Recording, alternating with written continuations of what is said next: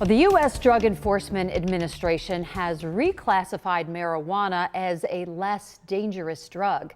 The proposal is now under review by the White House. If approved, the medical use of cannabis will be acknowledged as having less potential for abuse than other drugs in the country, and it will recognize its medical uses. And joining me now is attorney Joe Schaefer with the law firm Lippis Mathias.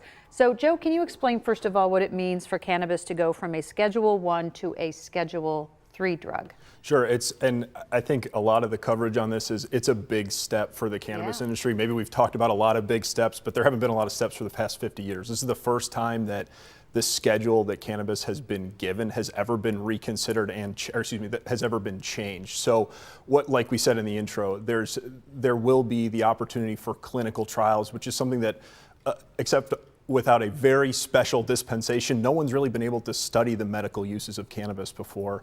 And I hope we can talk about, what this means for business owners as well, because that's a huge, huge thing. And going, if I understand it correctly, Schedule 1 to Schedule 3 means, well, Schedule 1 is like heroin, right? It's these highly addictive drugs. And so marijuana, whether or not it ever belonged in that category, I know is debatable. But now that it's Schedule 3, you're saying it's going to be looked at and studied in a whole different way. That's right. I mean, the very definition of a Schedule 1 substance under the Controlled Substances Act is a high potential for abuse with no potential medical benefit. Obviously, dropping down to Schedule 3, there could be some. Obviously, it needs to be scheduled. And the recognition is also, again, need to get there. We need the final approvals. A public comment period will be coming up, but that there will be the potential for abuse is much lower than originally assigned to it, let's say. Right.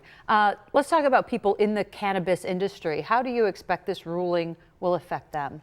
It's, again, if and when hopefully this happens, it's really going to reduce the cost of doing business for everybody who operates a plant-touching business, right? How so the effective tax rate, as estimated by a number of commentators, is approximately 70% on cannabis business. It's super expensive to run a cannabis business because you cannot deduct ordinary business expenses on your federal tax return. So we have razor thin margins. Excuse me, I'm getting excited about it. Yeah, I get it. But I know a lot of my clients are really excited about this because when you're operating in a very heavy compliance industry, you don't have a lot of money to play with, and unfortunately, we see a lot of cannabis businesses going out of business before they can really even get off the ground. So we want to remind everybody that it has been legal in New York State, but still illegal federally. So when you speak about the tax implications, it's what was imposed by the federal government that may now change. That's correct, and again, it's still a schedule, or will still be a Schedule 3 substance. So this is not, to be clear, this is not federal legalization. People are not, being released from jail for cannabis offenses. But what it does is it's a big step forward as it relates to the progress in the cannabis industry. It helps out state legal businesses a lot. And, the hope is that these businesses will be more successful because they have a little bit more room to play with in their operating budgets. And I have to think a lot of these young entrepreneurs or new entrepreneurs got involved with cannabis because they were anticipating that this change would be somewhat inevitable, correct? Sure, and President Biden back in October of 22 challenged the Department of Health and Human Services to revisit the idea of the scheduling of cannabis as a Schedule 1 drug. Then Health and Human Services comes out last August and says, you know what, we would recommend this goes from 1 to 3, but then it falls on the DEA's desk. So, change is slow, it tends to be.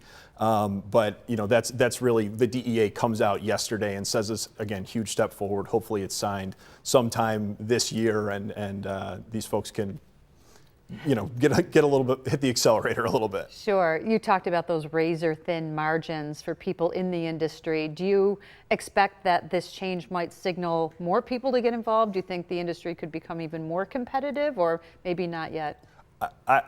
Part of me hopes so. I think, the goal, at least in New York State, is that the cannabis industry, at least the adult use industry, will become ubiquitous. It's just like we have bars, look, we're close to Chippewa, right? There's bars right up the street.